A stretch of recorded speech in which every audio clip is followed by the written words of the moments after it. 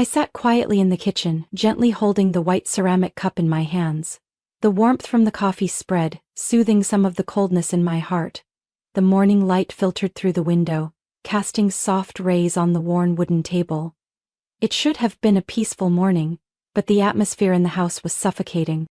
Josh, my husband, paced back and forth on the creaky wooden floor. His heavy footsteps and irritated gaze made the small room feel even smaller. I didn't need to look up to feel his anger, looming over us like a storm on the horizon. The argument from last night still lingered between us, like a fog refusing to dissipate. Last night Josh had asked me to give my credit card to his sister Megan to help her with an emergency. But I knew all too well that Megan's emergencies were nothing more than impulsive shopping sprees or spontaneous trips. This wasn't the first time she had asked for money, and I was certain it wouldn't be the last. "Megan just needs a little help," Josh had said, his voice a mix of gentleness and unwavering resolve. "She's family. Family helps each other, right?" I had tried to stay calm, responding with measured words. "Josh, I understand. But we have our own limits. We can't keep paying for Megan's mistakes. She needs to learn to take responsibility." My words were like gasoline on a fire. Josh immediately exploded, his voice echoing through the house. "You don't understand anything. You don't have siblings. You don't know what it's like to take care of family." I stayed silent, not wanting to escalate the argument. I knew any reasoning would be pointless. We had been through this cycle too many times. Every time it ended with me giving in and Megan walking away with more money to waste. But not this time. I had made my decision, and I wouldn't change it. This morning I sat there, quietly sipping the bitter coffee. The bitterness on my tongue mirrored the sadness in my heart. Josh kept pacing, his footsteps tapping against my patience. Each time he passed by, I could feel his gaze piercing through me, filled with silent pressure and unspoken threats. "We need to talk, Josh," I said, breaking the oppressive silence. "We can't keep going like this. Megan needs to learn to be independent. It will be good for her and for us." Josh stopped, turning sharply toward me. His face was flushed, lips pressed tightly as if holding back an eruption. "You're so selfish, you know that? My family needs help, and all you think about is yourself." I took a deep breath, trying to keep my voice gentle but firm. "I'm not being selfish. I'm trying to protect our own family. We can't keep cleaning up after others. Megan needs to grow up, and sometimes the best help is not helping." "You don't understand anything," Josh shouted, his voice shattering the fragile peace in the kitchen. "Who do you think you are to judge my sister? You don't have a family, so you don't know anything about loyalty." His words cut through me like a knife. I tightened my grip on the cup, feeling its warmth failing to chase away the coldness seeping into my bones. "I may not have siblings," I responded, my voice quiet but resolute. "But I understand responsibility, and right now our responsibility is to maintain stability in our own family." "We can't keep going on like this, Josh." He stood still for a moment, his shoulders seemingly slumping. I thought, perhaps, my words had finally reached him. But as hope flickered, his expression hardened. "You are going to give your credit card to Megan," he said, his voice low and threatening. "She'll be here this afternoon, and you'll hand it to her with a smile. Do you understand?" A shiver ran down my spine. Josh's tone had shifted from pleading to commanding, but I knew I couldn't back down. "No, Josh, I won't do that. If she really needs help, we can find another way. Maybe help her create a budget or find a financial advisor. But I won't give her my credit card." My words seemed to ignite his fury.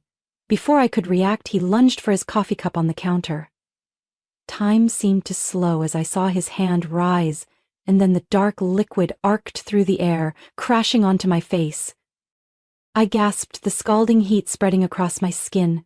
My breath came in ragged bursts, not just from the physical pain but from the shock. The cup clattered to the floor, shattering into tiny white shards, like the sharp fragments of my breaking heart.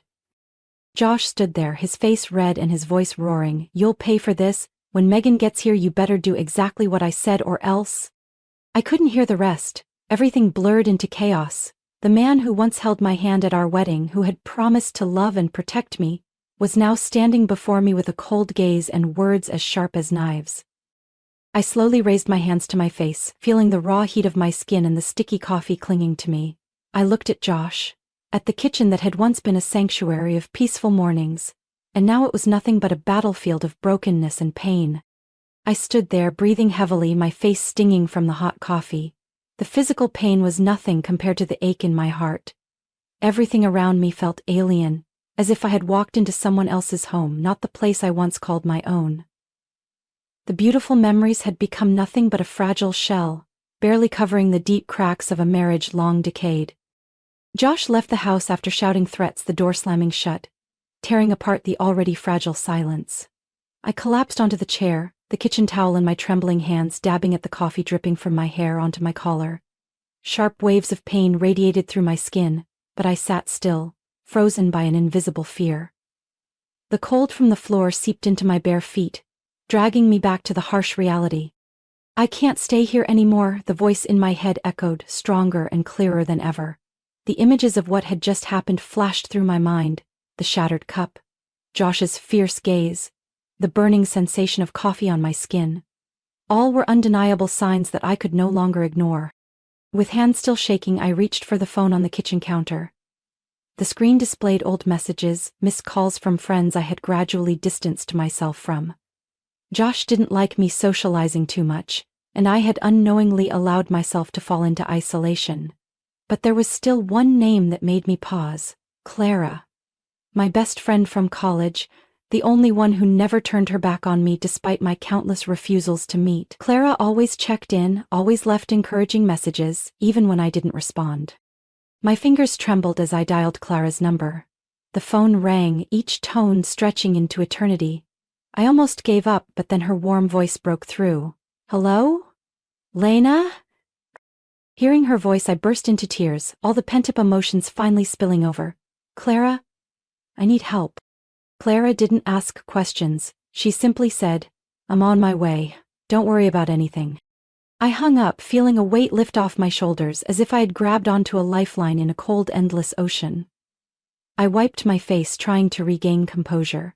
If I wanted to leave, I had to act quickly. Josh could come back at any moment. I opened the bedroom door. The room that once felt warm and safe now seemed cold and foreign. I pulled out an old suitcase from under the bed. We had used this suitcase during our honeymoon in Napa Valley. Back then, I thought I had found a peaceful harbor. But it turned out to be nothing but an illusion. I began packing, prioritizing the most important items: clothes, personal documents, and my laptop. I opened the drawer, feeling for the small box containing the jewelry I had inherited from my mother.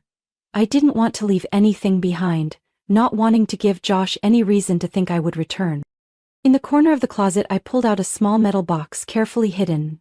Inside was a wad of cash, the money I had been saving for months. Every time I went shopping or ran errands, I kept a bit of change, silently building a nest egg like a little bird. I didn't know why I had done it, but now I was grateful for my own foresight. When the suitcase was full, I returned to the kitchen, where shards of the broken cup still lay scattered on the floor. I knelt down, carefully picking up each piece, as if gathering the fragments of my own shattered self. Each sharp piece of porcelain reminded me of my broken marriage, of the hopes that once flowed warmly, now reduced to emptiness. The doorbell rang, startling me. I stood up, my hands still clutching the cold shards. My heart pounded in my chest, fear weighing down my steps. But then, the familiar voice of Clara called out, "Lena, it's me." I rushed to the door, seeing Clara standing there with worry etched on her face. Without a word, she wrapped me in a tight embrace, her warmth like a flame driving away the cold.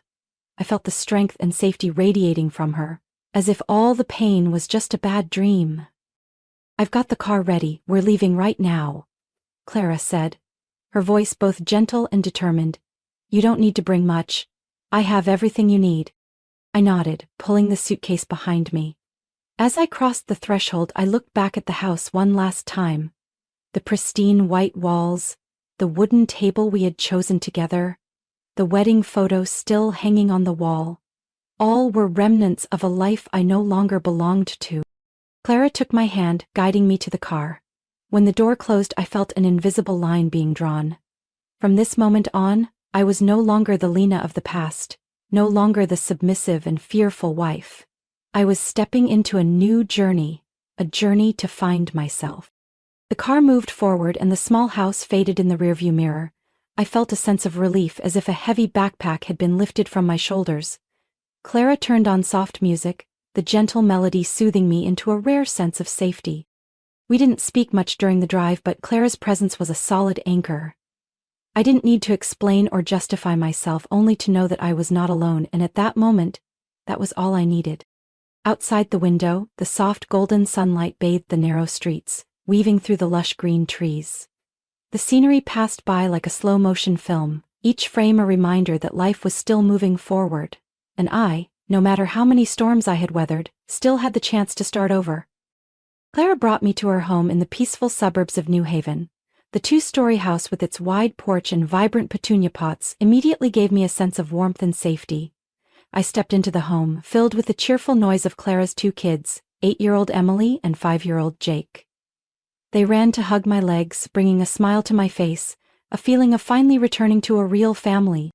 The living room was flooded with natural light, with children's drawings hanging on the walls, each line and color holding the innocence and happiness of youth. I looked around and saw Tom, Clara's husband, smiling warmly at me. He quickly brought out a cup of hot tea, placing it gently in my hands. "Welcome home, Lena," he said, his deep blue eyes filled with genuine care. The first evening passed in a peace I had long forgotten. We had dinner together, the aroma of roasted chicken and homemade garlic bread filling the room. The kids shared funny stories from school, and Clara and Tom exchanged loving glances now and then. The simple, warm family scene eased the tightness in my chest, as if the wounds in my heart had begun to heal. After dinner, Clara and I sat in the kitchen, sipping peppermint tea.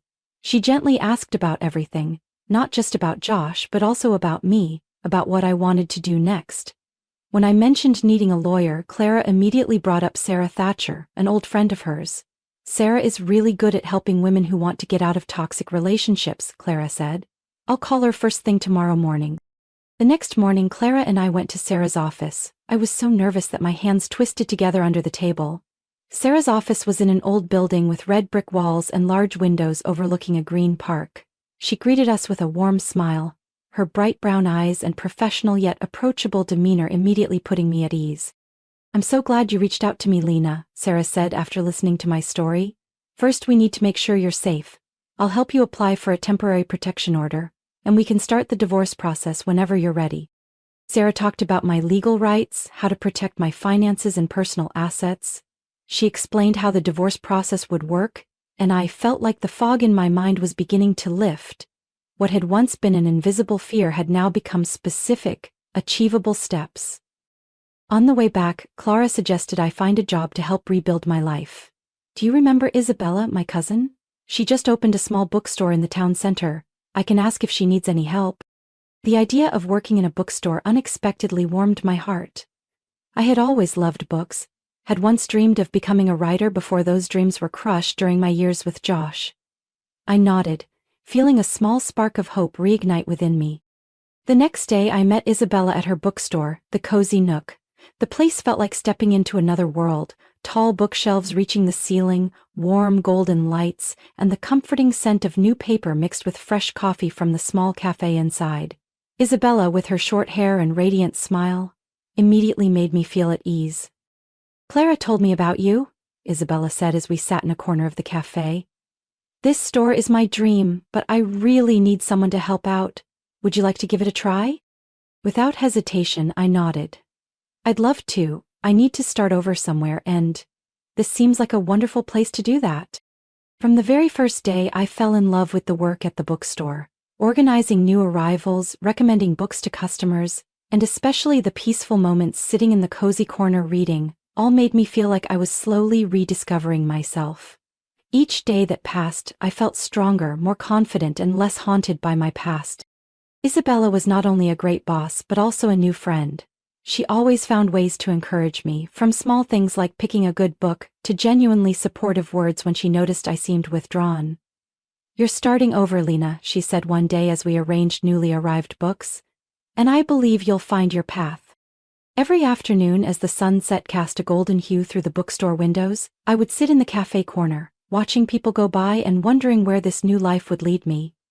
Bit by bit, I began writing in my journal again, capturing my thoughts and feelings. Writing became my outlet, helping me realize I still had so much to say, so many stories to tell. Even though the road ahead held challenges, I knew I was no longer alone. I had Clara, her family, Isabella, and a job that made me feel valued. And most importantly, I had myself. A stronger, braver Lena than ever before. One autumn afternoon, the soft sunlight filtered through Clara's living room window, casting a gentle glow on the plush carpet. I sat in the armchair, flipping through a new book borrowed from Isabella's bookstore, but my mind couldn't focus. The peaceful days with Clara's family felt like a sweet dream, but I always knew the storm wasn't truly over. Clara had taken the kids to the park, and Tom was still at the office. The house was so quiet I could hear every tick of the clock. Suddenly, the doorbell rang, breaking through my thoughts. My heart pounded, a bad feeling creeping in. I gently pulled back the curtain and peeked outside. The familiar black car was parked right in front of the house, and I immediately recognized Josh's license plate. Alongside him was Megan, her usual confident expression still intact, but there was a sharp resolve in her eyes. My hands shook, clutching the phone in my pocket tightly. Sarah had warned me to always be cautious, never to open the door when I was home alone. But before I could think of what to do, the pounding on the door began, forceful and filled with threat. "Lena, open the door!" Josh's voice boomed, laced with impatience. "I know you're in there." I backed away, my heart racing. Sarah's words echoed in my mind. "Lena, you have the right to protect yourself. Don't let them control you anymore." "Lena, don't be so childish," Megan said loudly, her voice cold and sharp. "Do you think you can hide forever? Are you really going to abandon my brother in this situation?" I closed my eyes, reminding myself to stay calm. I didn't owe them anything. I had the right to live my own life. I quickly texted Clara. "Josh and Megan are here. I'm not opening the door." Immediately after, I called Sarah. She picked up right away, her voice warm but cautious. "Lena, what's going on?" "Josh and Megan are outside Clara's house," I whispered. "They want me to go back and give money to Megan." "Don't open the door," Sarah reminded me. "I'm on my way. If they try to force entry, call the police." I put the phone down, focusing on steadying my breathing. Outside, the banging on the door grew louder, stronger, and more threatening. "Lena, if you don't open this door, I'll come in myself." Josh's voice grew harsher. "You think you can just walk away without taking responsibility? You owe my family." A wave of anger rose within me. Owe them? I had given up so many dreams, sacrificed my freedom and self-respect for him and his family. It was time for me to reclaim my life. About 10 minutes later, the sound of a car horn echoed outside. Through the window, I saw Sarah stepping out of her silver SUV, her professional attire and high heels only adding to her authoritative aura. She approached the door, her expression calm, but her eyes unwavering. "Josh, Megan, what are you doing here?" Sarah's voice was clear and strong. "None of your business," Megan shot back, but her voice lacked the confidence it usually held. "Actually, this is exactly my business," Sarah responded, pulling out her attorney's card. "I am Lena's legal representative. According to the temporary protection order, you are not allowed to approach her. If you don't want legal trouble, I suggest you leave immediately." Josh hesitated, his eyes wide with surprise. "You think you can stop me? Lena is my wife. I have a right to talk to her." Sarah remained composed. "Lena has filed for divorce. From now on, all communication will go through your attorney. If you do not leave, I will have to call the police." Megan tugged on her brother's arm, her face paling. "Let's go, Josh. Don't make a scene." Josh continued to stare at the door, his expression shifting from anger to desperation. "Lena, please, I just want to understand why you're doing this." Sarah stepped forward, placing herself firmly between them and the door. "Josh, it's too late. You need to respect Lena's decision." Finally, Josh dropped his hands, lowered his head, and turned away. Megan, however, couldn't resist a final threat. "You'll regret this, Lena. You can never escape my family." Sarah crossed her arms, her gaze steely. "This is your last warning. Leave now or face legal consequences." As the black car pulled away from the house, I realized I had been holding my breath.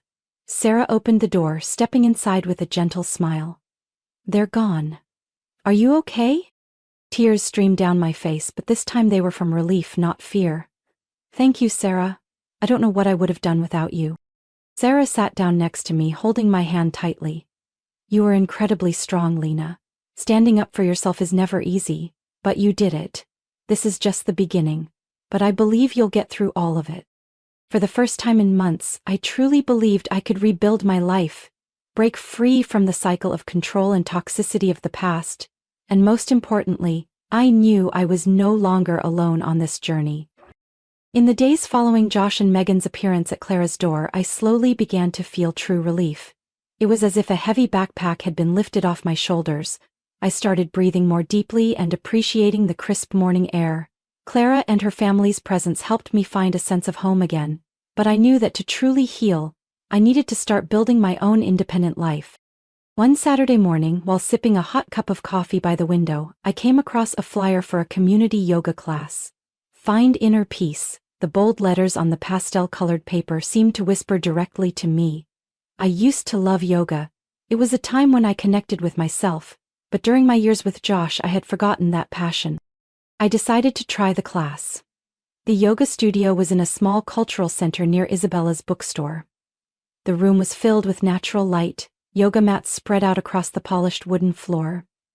The instructor, Mia, a woman in her 40s with a gentle voice and a warm smile, welcomed me with a light hug. Just relax and listen to your body, Lena, she said, as if she could see the wounds I carried. The first session was not easy. My body was stiff, every stretch brought discomfort, but every time Mia guided us to breathe deeply and let go of worries with each breath, I felt layers of heaviness in my mind being washed away. In the final savasana pose, lying on the mat with my eyes closed, I could hear the peaceful rhythm of my own heartbeat. It was a feeling I had long forgotten, the feeling of inner peace. Clara noticed the change in me. You look so much brighter, Lena. I'm so glad you've found something that makes you happy. Every evening after the kids had gone to bed, we would sit together in the armchair, sipping herbal tea and talking about future plans. Clara always encouraged me to write again, knowing how much I used to love creating stories. Why don't you try keeping a journal? She suggested. It doesn't have to be fancy, just write down what you feel. It could be a way for you to process your emotions.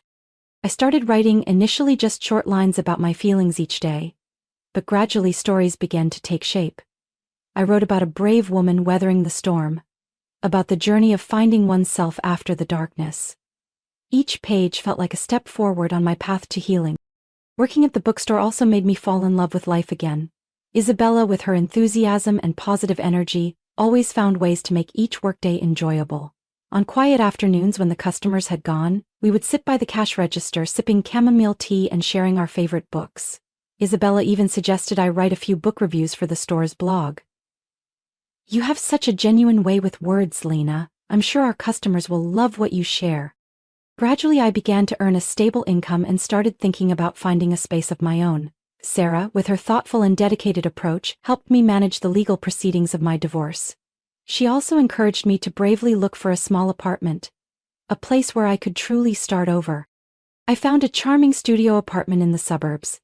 It wasn't big, but it had a window overlooking a green park, a compact kitchen, and a cozy nook where I could set up a writing desk. On moving day, Clara, Tom, and both kids helped me organize everything. Their laughter and bustling footsteps filled the space with life. The kids were excited to help me decorate with small potted plants, and Emma even made a handmade card that read, "Wishing Miss Lena lots of joy in her new home." When Clara and her family left, I sat on the small sofa, looking around the room with a heart full of gratitude. Everything in this apartment was mine, from the small paintings on the walls to the warm bedside lamp. This was truly my space, a place where I could be myself. That evening, I lit a scented candle, played my favorite music, and sat down at my desk. The computer screen displayed a blank page, but this time I wasn't afraid of the emptiness. Instead, I felt a new surge of energy. I placed my hands on the keyboard and the words began to flow. Today I officially start over. The gentle words fell onto the screen, each one a step forward on the path to freedom. I knew there would still be challenges ahead, but this time I felt strong enough to face anything.